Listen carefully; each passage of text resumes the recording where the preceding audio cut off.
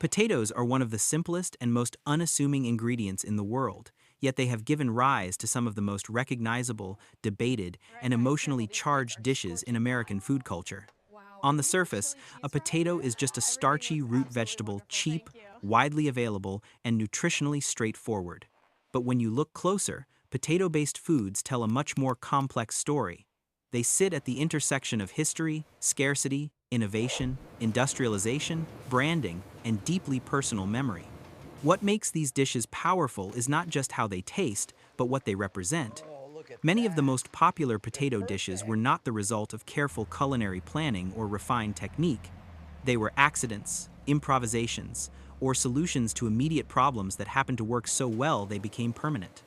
A surprising number of iconic potato dishes were born out of necessity, limitation, or even frustration rather than intention. Tater tots are one of the clearest examples.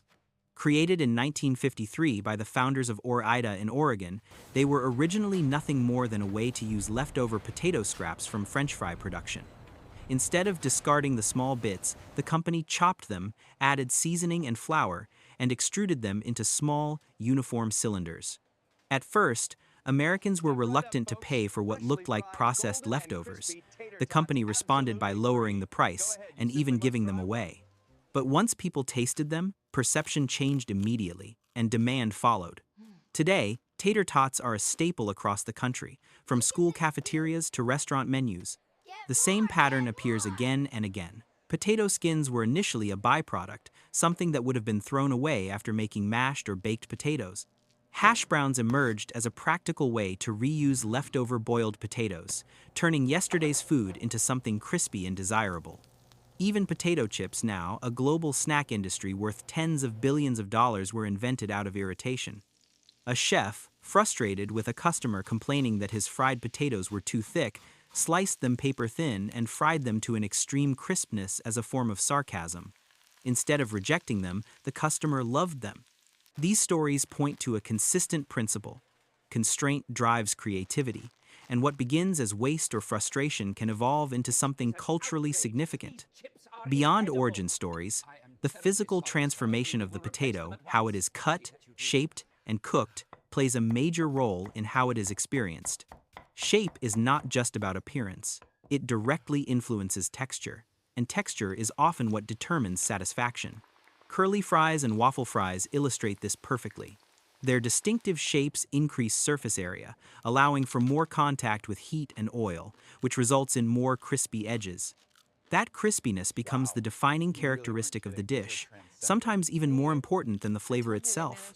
Over time, this structural identity becomes tied to specific brands. Arby's curly fries and Chick-fil-A waffle fries are instantly recognizable not just because of seasoning, but because of their form. The shape itself triggers memory. A simple mechanical decision using a spiral cutter or rotating a potato on a mandolin translates into a long-term brand identity. In the fast food industry, form becomes function, and function becomes memory. Consumers are not just eating food, they are recognizing patterns they have experienced before. At the same time, many potato dishes are deeply tied to regional identity and cultural pride, often leading to debates that never reach resolution. Poutine, for example, originated in rural Quebec as a combination of French fries, fresh cheese curds, and hot gravy. What seems simple is actually highly specific. The cheese curds must be fresh enough to squeak when bitten. Without that texture, it is not considered authentic. Over time, poutine moved from truck stops to high-end restaurants, but the standards remained strict. Canadians, particularly those from Quebec, defend the dish with intensity because it represents more than flavor, it represents place and identity. Clam chowder follows a similar pattern of division. New England clam chowder, creamy and white, stands in opposition to Manhattan clam chowder, which uses a tomato base. San Francisco adds another variation by serving chowder in sourdough bread bowls. Each region claims legitimacy, and none are willing to concede. Potato salad creates a comparable divide within the United States. Southern-style potato salad, made with mayonnaise, mustard, and sweet relish, is served cold, while German-style potato salad uses vinegar and bacon and is often served warm. These are not just variations. They are competing identities. Families attach themselves to one version and defend it as the correct one. Even dishes like scalloped potatoes and au gratin potatoes, which differ primarily in the use of cheese, become subjects of debate. These disagreements reveal a deeper truth.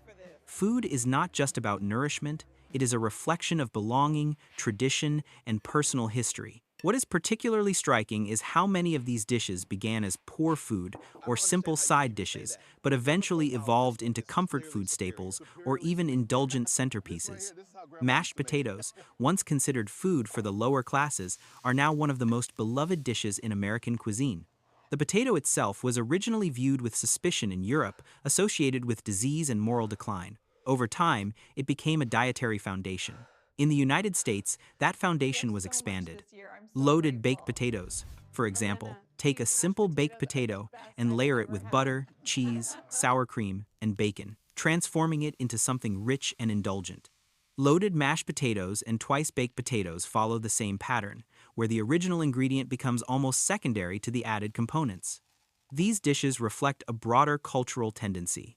Take something basic and enhance it until it delivers maximum satisfaction. During periods like the Great Depression, stretching ingredients was a necessity. Today, those same techniques are associated with comfort, warmth, and family gatherings. What was once about survival is now about emotional experience. The American food system also has a unique ability to take regional or international dishes and turn them into mass-market products. French fries are perhaps the most obvious example. Despite their name, they originated in Belgium, where villagers fried potatoes as a substitute for fish during winter months. American soldiers encountered them during World War I, misidentified them as French due to the language spoken, and brought them back under that name. In the decades that followed, fast food chains like McDonald's standardized production, ensuring consistency across thousands of locations. That consistency allowed French fries to become one of the most recognized foods in the world. Other variations, curly fries, waffle fries, sweet potato fries, cheese fries, followed the same path. Chains like Arby's, Chick-fil-A, Wendy's, and TGI Fridays turned these variations into scalable products. Even dishes like poutine have been adapted and commercialized in the United States. Once a dish can be replicated consistently, it becomes easier to distribute, and once it is widely distributed, it becomes part of mainstream culture. In this sense, potatoes are not just ingredients, they are platforms for scalable food concepts. However, not all potato dishes endure because of efficiency or commercial success. Some persist because they are tied to memory and tradition. Potato salad at a family barbecue is not just food, it represents a specific person, often someone older in the family whose recipe is considered definitive. Challenging that recipe is not simply a culinary critique, it is a social risk. Knishes, introduced to New York City by Eastern European Jewish immigrants, carry the history of migration and community. Though less common today, they are defended by those who see them as part of a cultural legacy. Mashed potatoes and baked potato dishes remain central to holiday meals and steakhouse dining not because they are innovative, but because they are familiar. They provide continuity. In a society that changes rapidly, familiar foods act as anchors. They connect generations and preserve a sense of stability. Taken together, these patterns reveal something deeper about food culture. The success of potato dishes is rarely about complexity or refinement.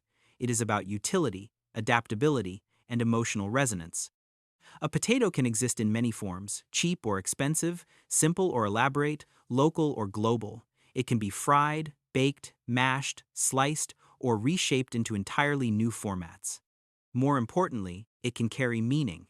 Whether it appears as a fast food side, a holiday staple, or a regional specialty, each potato dish reflects a different aspect of how people live, make decisions, and form attachments. In the end, the potato is not just a food, it is a medium through which culture, history, and human behavior are expressed. What this content ultimately reveals is that food, especially something as ordinary as potatoes, is not really about the ingredient itself, but about how people think, adapt, and assign meaning to what they have. Many of the most iconic potato dishes did not come from luxury or deliberate innovation. They came from limitation. Scraps that needed to be reused, leftovers that couldn't be wasted, or problems that needed quick solutions. And yet, those same dishes became staples of comfort, culture, and even identity. The deeper message here is simple but powerful. Value is often created not from abundance, but from constraint and perspective. From a personal standpoint, this challenges the way we evaluate quality and success in everyday life. People often assume that better outcomes require better resources, more money, more time, more advanced tools, but the history of these dishes suggests the opposite. The breakthrough is rarely in having more, it's in using what you already have more intelligently. Tater tots didn't come from premium ingredients. Potato chips weren't the result of careful planning. They were reactions imperfect, immediate, and practical. This reflects a mindset that is far more applicable to real life than idealized perfection. Most meaningful improvements come from iteration, not invention. Another important takeaway is how perception shapes reality. Sweet potato fries, for example, are often chosen because they feel healthier even when the actual preparation cancels out most of the benefits. Similarly, dishes like loaded potatoes or cheese fries show how easily something simple can be transformed into something excessive through additions that prioritize satisfaction over balance. This mirrors decisions people make beyond food choosing based on image, branding, or assumption rather than actual understanding. It highlights a consistent cognitive bias. We don't always act on facts, we act on what feels right. There is also a strong cultural dimension. Foods like potato salad, poutine, or clam chowder are not just recipes, they are identity markers. People defend them because they represent memory, family, and belonging. This reinforces the idea that emotional attachment often outweighs objective correctness. In real life, this shows up in how people hold on to habits, opinions, or traditions, even when alternatives might be more efficient or logical. Understanding this helps reduce unnecessary conflict. Not every disagreement needs to be resolved, because not every preference is based on logic, it's based on experience. So, what are the practical applications of these insights? First, adopt a resource first mindset. Instead of focusing on what you lack, start with what you already have and ask how it can be used differently. This applies to time management, finances, and even personal skills. Small adjustments in usage often create bigger improvements than acquiring something new. Second, question default assumptions. If something is widely accepted, whether it's a healthier choice or a better option, take a moment to understand why. Often the reasoning is weaker than it appears. Third, match decisions to context. Just as different potato dishes serve different purposes, comfort, convenience, indulgence, your choices should align with your actual needs, not a one-size-fits-all standard. Finally, prioritize substance over perception. Many of the most satisfying foods are not the most visually appealing or socially impressive. The same is true in life. Outcomes that deliver real value, whether in relationships, work, or health, are often quieter and less visible, but far more sustainable. The lesson here is not about food at all, it's about awareness. When you understand the system behind everyday choices, you stop reacting automatically and start acting intentionally. And that shift, even in small decisions, compounds over time into better results and a more grounded way of living.